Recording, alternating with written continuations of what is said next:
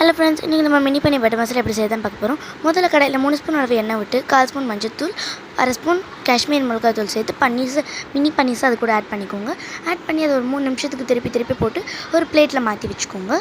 அடுத்து அதே எண்ணெயில் கொஞ்சம் சீரகம், கொஞ்சம் ஏலக்காய், கொஞ்சம் கிராம்பு, அப்புறமா சின்ன சைஸ் பட்டை, ஒரு பிரியாணி இலை சேர்த்துட்டு 5 முந்திரி, 3 பச்சை மிளகாய் கீரி அது கூட சேர்த்துக்கோங்க. 2 வெங்காயம், அப்புறம் 3 தக்காளி அது கூட அரைஞ்சி சேர்த்துக்கோங்க. சேர்த்து இதையும் நல்லா மிக்ஸ் பண்ணிவிட்டு தேவையான அளவு உப்பும் சேர்த்து நல்லா மிக்ஸ் பண்ணிக்கோங்க. இப்போ இதை நல்லா ஆற வச்சு அரைச்சி எடுத்துக்கோங்க. அப்புறம் இன்னொரு பேனில் கொஞ்சமாக வெண்ணெய் சேர்த்து ஒரு 2 ஸ்பூன் அளவு வெண்ணெய் சேர்த்து அது கூட அப்புறம் இது கூட நம்ம அரைச்சி வச்சுருக்க அந்த பேஸ்ட் ஆட் பண்ணி நல்லா மிக்ஸ் பண்ணிக்கோங்க. இப்போது டம்ளரில் கெட்டியான தயிர் எடுத்துக்கோங்க. இப்போ டம்ளரில் 1/4 ஸ்பூன் அளவு கெட்டியான தயிர் எடுத்துக்கோங்க. கெட்டியான தயிர் கூட 1 ஸ்பூன் அளவு மிளகாத்தூள், தனியாத்தூள், அப்புறம் 1/2 ஸ்பூன் அளவு சீரகத்தூள், கடைசியாக 1 ஸ்பூன் அளவு காஷ்மீர் மிளகாத்தூள் சேர்த்து நல்லா மிக்ஸ் பண்ணி அந்த நம்ம செஞ்சு வச்சுருக்கிறது கூட சேர்த்துக்கோங்க. சேர்த்து மூடி வச்சு பன்னீர் ஆட் பண்ணிட்டீங்கன்னா நம்ம சூப்பரான டேஸ்ட்டாக மினி பன்னீர் பட்டர்